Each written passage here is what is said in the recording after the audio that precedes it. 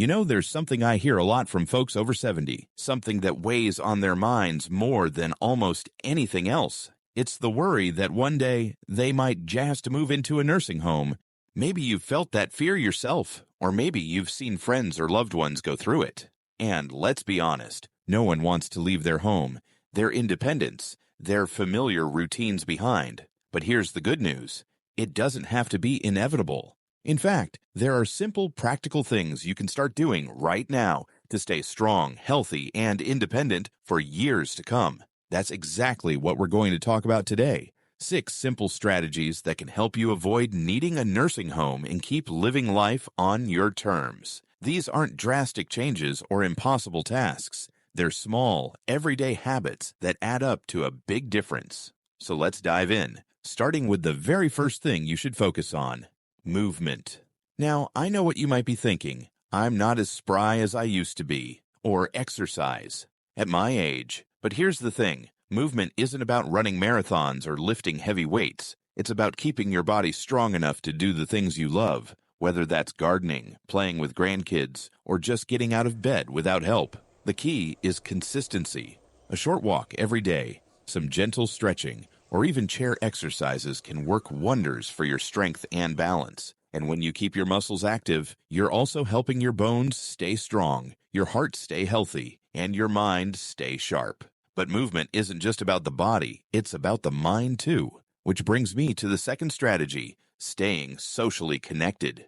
You've probably heard the saying, people need people. And it's especially true as we get older. Isolation can sneak up on us. Maybe friends have moved away, or it feels harder to get out and about. But staying connected isn't just about fighting loneliness, though that's important too. Research shows that seniors with strong social ties have better memory, lower risks of depression, and even live longer. So pick up the phone and call an old friend, join a club or a local senior center. Even chatting with neighbors or volunteering can make a huge difference. The more you stay engaged with others, the more you'll keep your mind and spirit thriving. And speaking of the mind, let's talk about the third strategy, challenging your brain.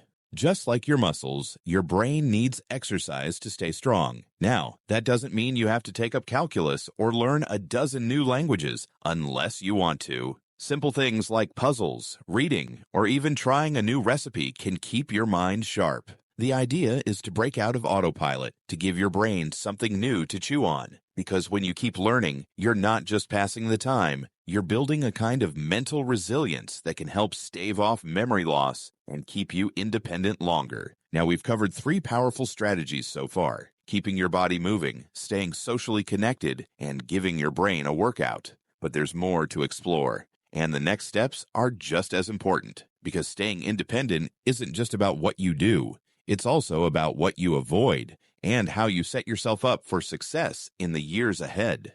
So let's keep going, and I'll share the next steps that can make all the difference. You know, one of the biggest myths about getting older is that losing your independence is just part of the deal, that it's inevitable. But that's simply not true. Sure, our bodies change, and we might not move as fast as we used to, but that doesn't mean we have to surrender our freedom. In fact, some of the most vibrant, active people I know are in their 70s, 80s, and beyond. And they're not just lucky. They've made small, intentional choices that add up to a big difference. That brings us to our fourth strategy, eating for strength, not just comfort. Now, I'm not here to tell you to give up all your favorite foods. Life's too short for that. But what we eat plays a huge role in how we feel and function as we age. Think of food as fuel. If you put the right kind in your tank, your body will run smoother, longer. Protein, for example, becomes even more important after 70 because it helps maintain muscle mass, which,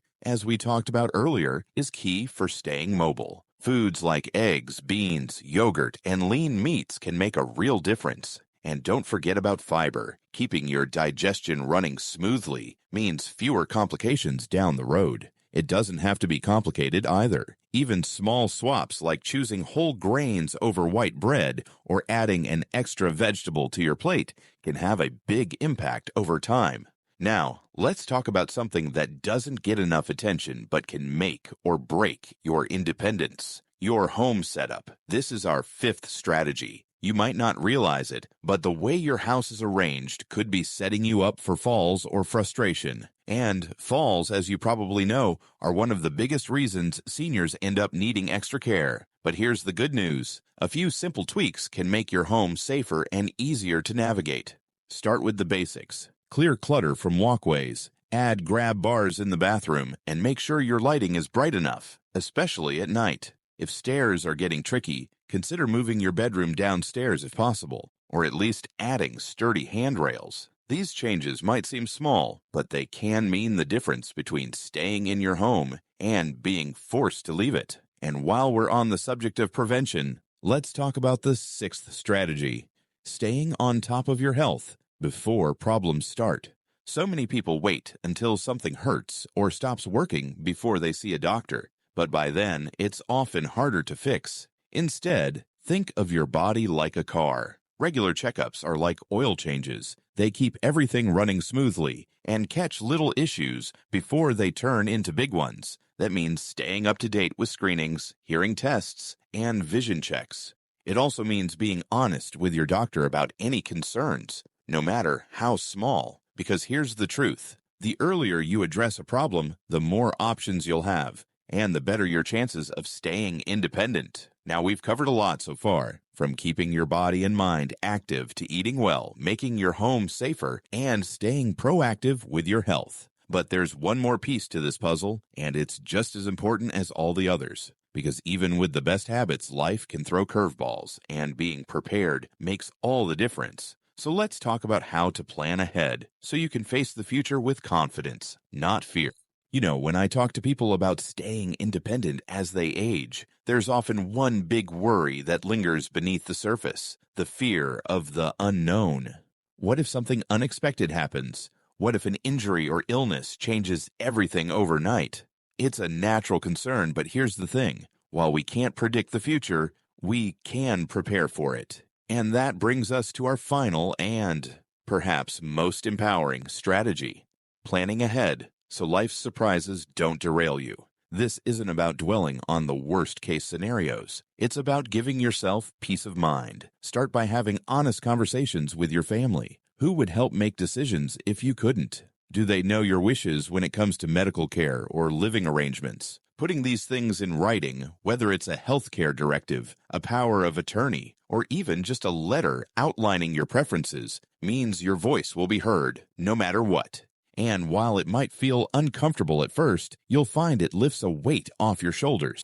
But planning isn't just about paperwork, it's also about practicalities. For example, have you looked into community resources before you need them? Many areas offer transportation services for seniors, meal delivery programs, or even home health aides for short-term help after surgery. Knowing what's available now means you won't be scrambling later. And if finances are a concern, meeting with a trusted advisor to explore options like long-term care insurance or veterans benefits can help ensure you're not caught off guard. The goal isn't to over-prepare, it's to remove the fear of the unknown so you can focus on living well today. Now, let's take a step back and look at the big picture. We've talked about 6 powerful strategies: staying active, nurturing social connections, keeping your mind sharp, eating for strength, making your home safe, being proactive with health, and planning ahead. But here's what really matters. You don't have to do everything at once. Start small. Maybe this week, you'll add a short walk to your routine or call an old friend. Next month, you might install a grab bar in the shower or try a new brain-teasing game. The key is consistency, not perfection. Every little step you take is an investment in your independence and in the life you want to keep living. So as we wrap up, I want to leave you with this thought. Getting older isn't about losing freedom, it's about protecting it. And you have more power to do that than you might think. Sure, some days will be harder than others, but that's true at any age. What matters is that you're taking charge right now in ways that will pay off for years to come. I'd love to hear from you. What's one small change you'll make this week to stay strong and independent? Share your thoughts in the comments below. Your idea might inspire someone else. And if you found this helpful, don't forget to like this video and subscribe for more tips on living your best life at any age. Remember, the future isn't something that just happens to you. It's something you create, one smart choice at a time. Here's to your health, your happiness, and your independence for many, many years to come.